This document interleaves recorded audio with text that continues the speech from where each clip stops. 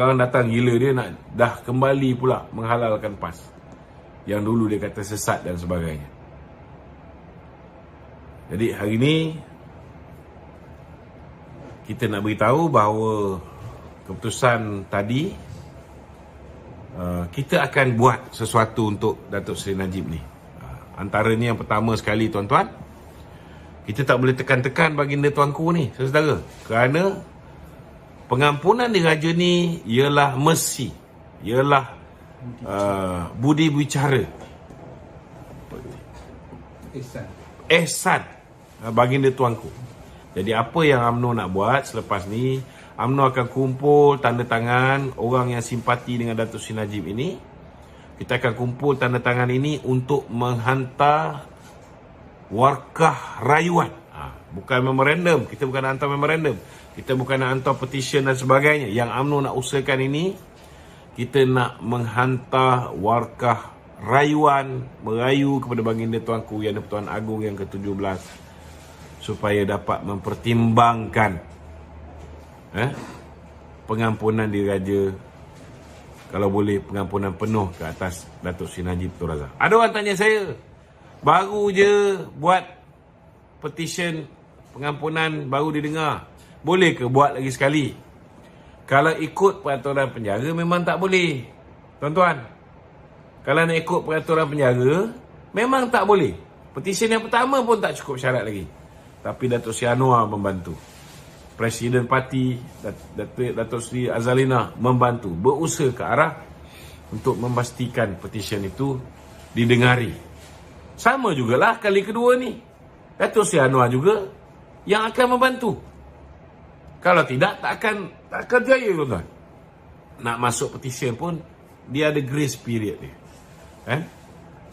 Dan yang kedua, kita ada juga benda lain yang kita boleh usahakan sementara menunggu tarikh pengampunan diraja yang baru, kan? Ada kuasa-kuasa di bawah Menteri Dalam Negeri yang boleh diguna pakai. Antaranya, tuan-tuan, kita mungkin akan merayu supaya kerajaan mempertimbangkan Datuk Seri Najib dikenakan tahanan rumah. Ini kuasa Menteri Dalam Negeri je. Kalau ikut peraturan penjara, tidak ada istilah tahanan rumah, tuan-tuan. Tetapi Menteri Dalam Negeri boleh buat. Komisioner penjara boleh buat. Bukti dia apa? Bukti dia ialah kes cucu kepada Tun H.S. Lee pernah dikenakan tahanan rumah. Ada orang cakap, kenapa macam mana boleh buat pengampunan lagi sekali baru lepas? Ada kes juga. Contohnya kes yang melibatkan siapa nama? Mokhtar Hashim. Mokhtar Hashim, bekas menteri dulu. Dia bunuh orang, tuan-tuan. Datuk Mokhtar Hashim, dia bunuh orang. Hukuman dia apa? Hukuman dia gantung sampai mati. Ada orang pula pandai-pandai pula, dia, kau kalau ilmu tak ada, kau diam je lah, kan? Tapi nak komen juga. Dia kata tak pernah dalam sejarah majlis pengampunan bagi pengampunan separuh. Ini kalau tak ada ilmu, diam-diam je. Sebenarnya ada kes Mokhtar Hashim ni lah. 1990, bila dia buat permohonan ataupun petition pengampunan diraja, daripada hukuman mati, hukuman gantung sampai mati, dia dapat pengurangan. Macam Datuk Seri Najib sekarang ni dapat pengurangan daripada 12 tahun kepada 6 tahun. Mokhtar Hashim juga mendapat pengurangan daripada hukuman gantung sampai mati kepada kepada penjara seumur hidup. Itu tahun 1990. Setahun selepas tu, tahun 1991, tuan-tuan, dia dapat sekali lagi masuk dalam pengampunan diraja dan dia diberikan pengampunan penuh. Bila dia dapat pengampunan penuh ni, tuan-tuan, gaji-gaji dia yang sebelum ni semua kerajaan bayar balik. Rekod jenayah dia semua tak ada, clear. Itu dipanggil pengampunan penuh. Macam Datuk Seri Anwar dapat.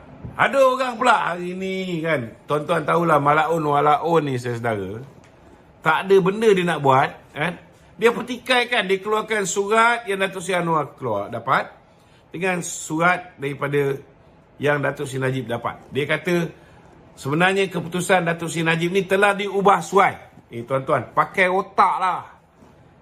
Bila Majlis Pengampunan, Urustia Majlis Pengampunan Diraja keluar kenyataan, kalau kenyataan itu tak benar, Baginda Tuanku Sultan Pahang dah keluar kenyataan balik.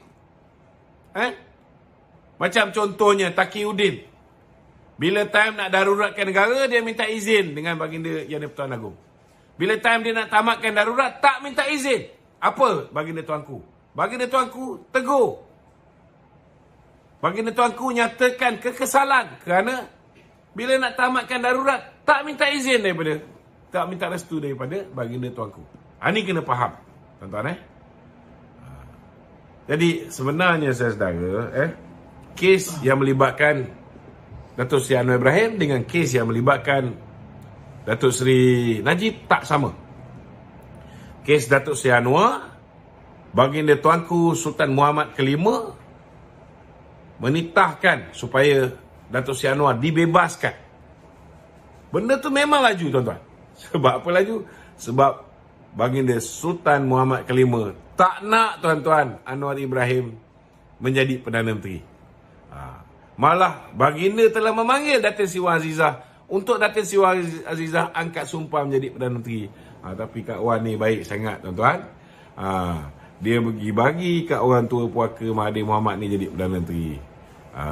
Lepas tu baru dia tahu satu kesilapan besar.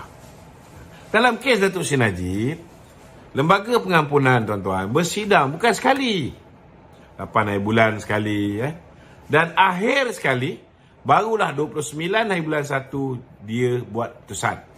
Ada pula yang cakap, ni si Isam Jalil bengong ni, kenapa didelaykan, tuan-tuan? 29 hari bulan keputusan dibuat, 30 hari bulan, hari terakhir Baginda Tuanku nak berangkat balik pergi ke Pahang Agong Lama. Kalaulah 30 hari bulan tu, saudara, 29 ke, diumumkan Datuk Seri Najib hanya dapat pengampunan separuh, dikurangkan separuh, tak dapat pengampunan penuh. Hari ni kat bawah ni semua sekali dah murung lah, tuan-tuan. Cuba bayangkan apa akan jadi pada majlis keberangkatan pulang Baginda Yang di-Pertuan Agong. Ini orang yang belajar kat Harvard ni, otak tak boleh fikir ke? Kalau kau malas berfikir, korang-korang kau dengar lah aku punya live ni. At least dapat dah sedikit ilmu. Kan? Kalau kau dengar Dwayne Botok je, memang otak kau last kali jadi macam otak dia. Otak udang. Sama juga, kenapa tak umumkan 31 hari bulan? 31 hari bulan, tuan-tuan, keberangkatan tiba ke bawah Duli Yang Maha Mulia Seri Paduka Baginda Yang di-Pertuan Agong yang ke-17. Takkan nak umum hari itu. Hari gembira, kita dapat Agong baru, kita nak cerita benda yang duka cita. Dia akan overshadow.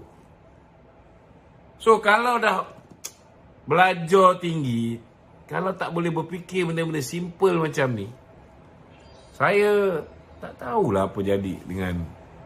Sebab saya ada 2-3 orang kawan lah. Seorang Oxford, seorang Harvard. Dia punya tahap kebodohan ni kadang-kadang luar biasa. Kawan lagi tu Kawan lagi Kawan lah kira kan.